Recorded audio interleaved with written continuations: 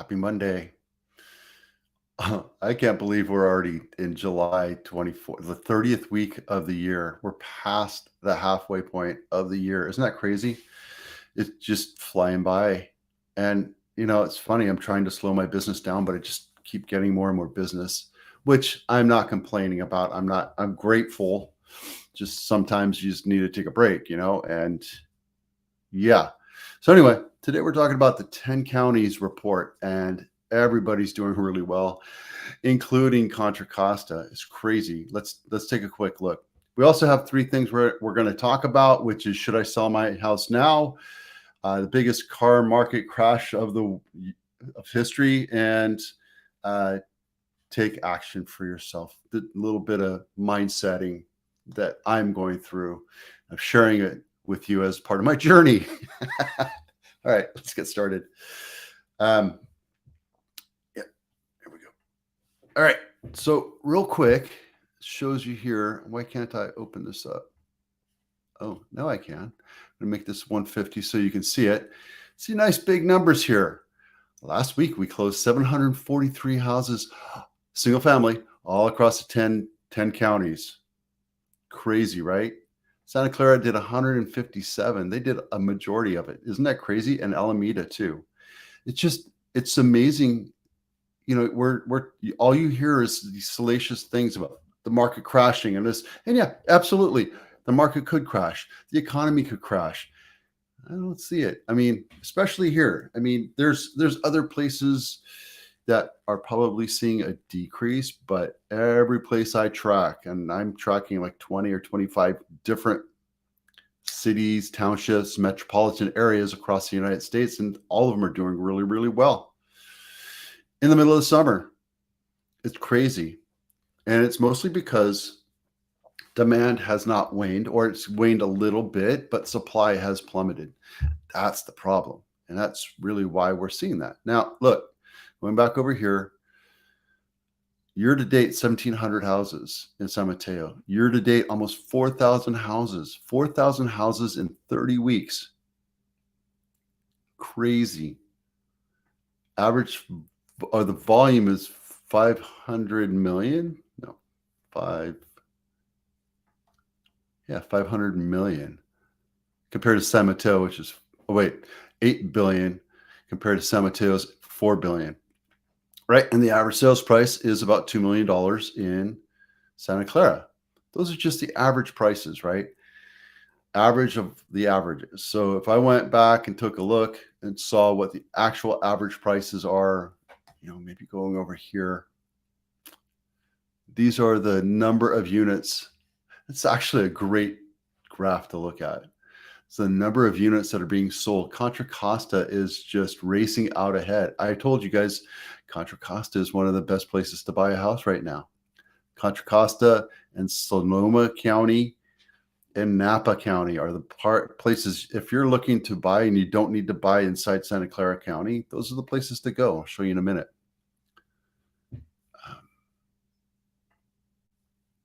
Yeah, average year to date. Use. Yeah, there you go. San Mateo, Marin, Santa Clara, San Francisco being equal, right? By 1,000. That's great. And then let's see the medians, because everybody wants to see medians, but whatever. I'm not a big median guy.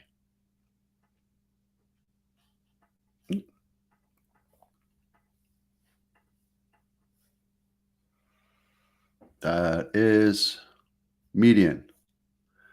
Pretty much the same thing, right? I mean, Marin and Santa Clara, San Francisco. Okay, so there you go. Numbers are doing really great, guys. I don't know what to tell you. We're at 30 billion, almost 31 billion in sales volume year to date. It's a far cry from where we need to be. Well, I don't know. Well, we're past that. So here's where this all comes in, right? The average per week volume is, real quick, $1.4 billion across the 10 counties.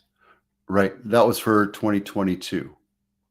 2023, we're at 1.26. We're $400,000 off, $4 million, $400 million off, or 71% of where we're supposed to be from last year.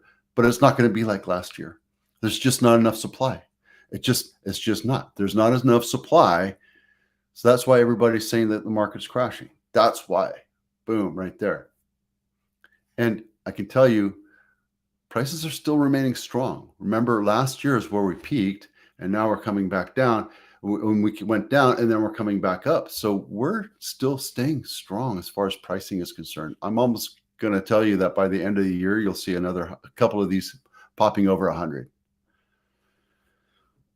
on the average side here, right? This one right here is messed up because they went for like 2 months of wrong numbers reporting, and I haven't gone back to fix that.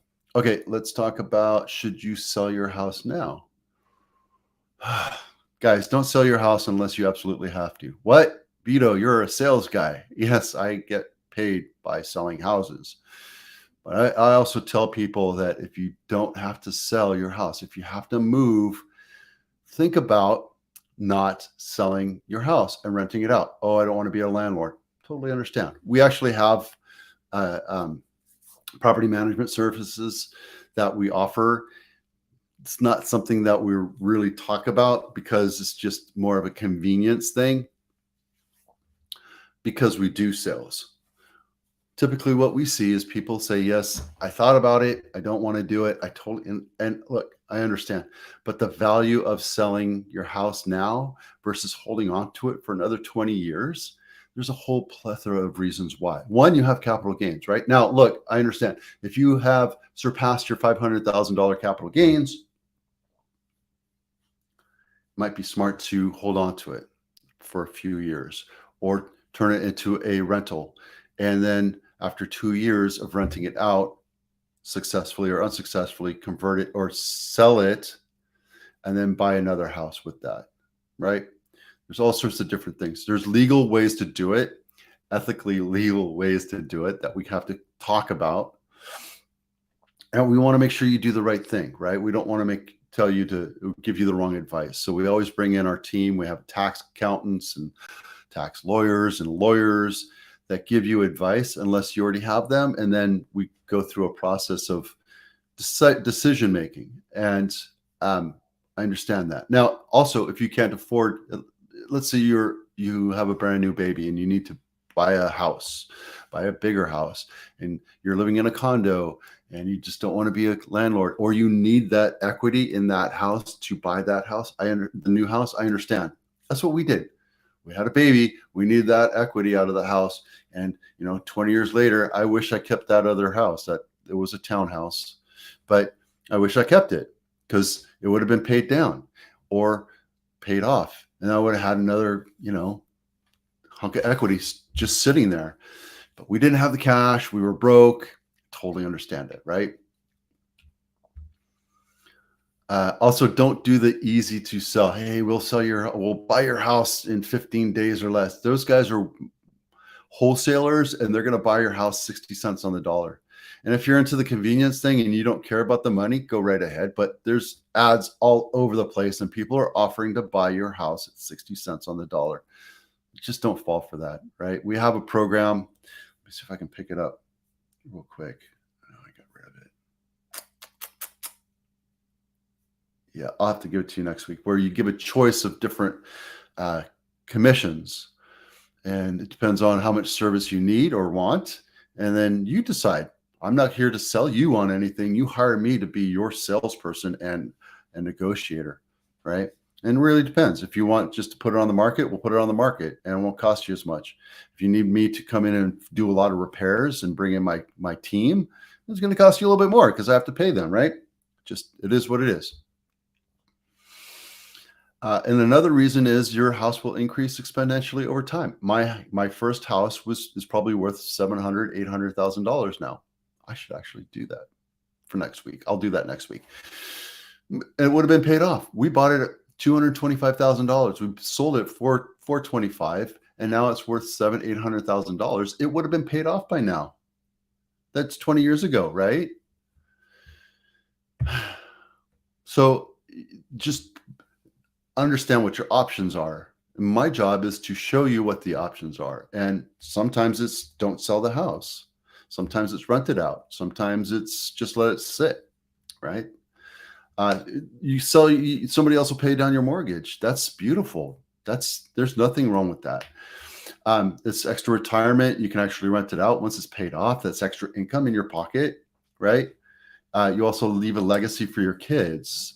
Uh, because it's a rental, you don't get the Proposition 19 benefit, but also, they can decide what they want to do with it. When it transfers over, there's a bunch of different reasons why they'll decide if they want to keep it or not. And, that's up to them.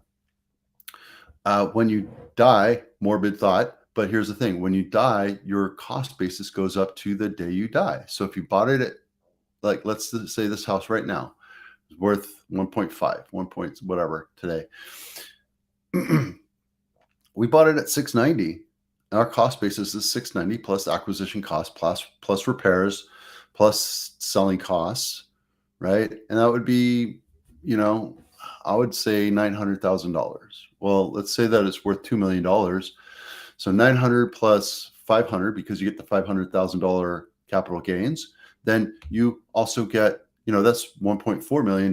Now I have to pay capital gains tax on $600,000. Now, if I hold on to this house, rent it out, have an income from it, say $5,000-$6,000 a month, that's nice until I die and my kids take over. Once I die, the cost basis goes up to what it's worth, $3 or $4 million, and then they decide to sell it, split it, and be done with it.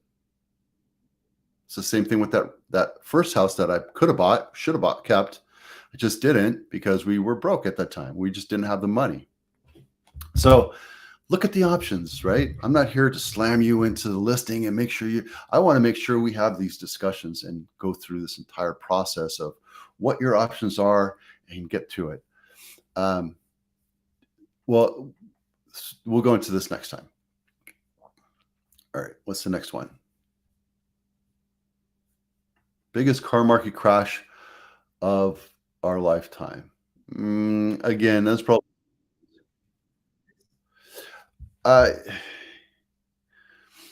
yeah.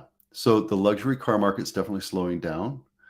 The standard car market is oversupplied, right? And all things being equal, people still have to buy cars, right? They total them. New car buyer, new car driver, 16-year-old gets a new car or a used car. Somebody decides that they're going to sell their house, whatever. They have a surplus of cars. When there's surplus of inventory and demand stays constant or dwindles, economics 101 means that prices will come down. Will it crash? That's salacious. Could. I mean, very much so. Very possible, right? That's a factory probably in Kentucky. Luxury market is drying up, though. It's been dry for quite a while. So anyway, I don't know if that's a thing, but if the car market does crash, it will be global and it'll affect us. It'll affect jobs, it'll affect everything because we're all intertwined. It'll affect the real estate business, it'll affect finance, it'll affect healthcare, it'll affect all the different industries that affect our GDP. So keep that in mind. Keep an eye on the car market. Will it affect vintage cars? Probably not, because that's a scarcity inventory, right? But these new cars are sitting on the lots waiting to get sold. And, I don't know. We'll see. I think this is the tipping point. I've been talking about this for the last 10 years, since 2008, that I think the car market will be the tipping point. Also, the main reason why I keep coming to it is because people are overbuying or overpaying for these, and all of a sudden they're instantly upside down.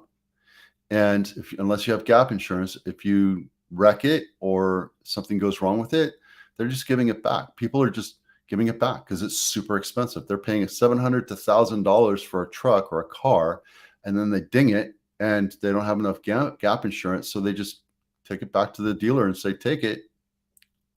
And that's happening over and over again. So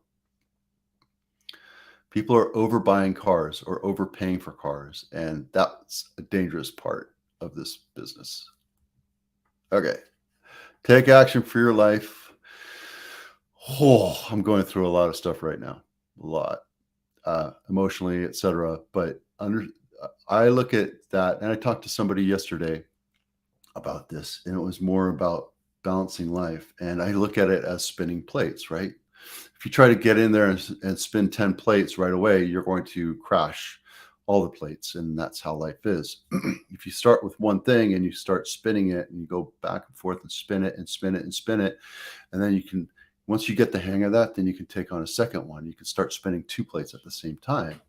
And then the same thing with 3 and then 4. The next thing you know, you can get to your, because you learn, you understand the rhythm, the punctuality, the differences, the muscle memory, the differences in plate weights and all that other stuff. So you learn how to spin the plates. It's the same thing with life, with your physical, with your mental, with your emotional and professional. And I tell people this all the time. I have a business that helps other realtors get into the mindset of doing video marketing, which is what I'm doing right now. And it's about spinning plates and living a balanced life, and living a balanced life financially, at home, at work, at fitness, at spirituality. All these different things have to be in balance, or else you go off. And I am not at balance right now. I can tell you that right now. I'm not perfectly balanced, but how many people are? Right? So just keep that in mind. When it gets tough, when life gets tough, that means the universe is coming at you and saying, you can handle this, right? If you fall down, pick yourself back up and dust yourself off. I remember one of my drill instructors telling me that, like, we're going to be throwing you into the pit of despair. We're going to be yelling at you and screaming at you and trying to break you. And that's what they do. They break you and then break you down and then mold you into a Marine. And I always took that as, that's my challenge, right? And when somebody says I can't do something, then I prove them wrong. Life will come at you. Things will throw you down on the ground, get you dirty, filthy dirty. Take the time to realize that you have a challenge in front of you and that you can manage it. But also take the time to slow down. And once you're handling something, you get that plate spinning, take the time also to back away and enjoy life. And this Saturday, I went again to the beach. I'm enjoying going to the beach because it's just, that's my outlet, right? That's where I just kind of reground myself. Went there with my dogs. And I went for the Carmel 2-mile walk or however long it is. And I felt a whole lot better. So take time to take action for yourself and for your life and balance your life. And if you have to back up a few steps, that's okay too. All right, that's it. We have, what else? We have HomeBot, Home Buyer Workshop. Take the time to go do the Home Buyer Workshop if you're looking at buying a house. It's really nice to have. If you want to look at these videos again or look at my library, I have the blog here. And then if you want to look at houses, we have this one right here, which I just started doing. All right. 18 minutes. I'm Vito with Abitano. We'll see you out there.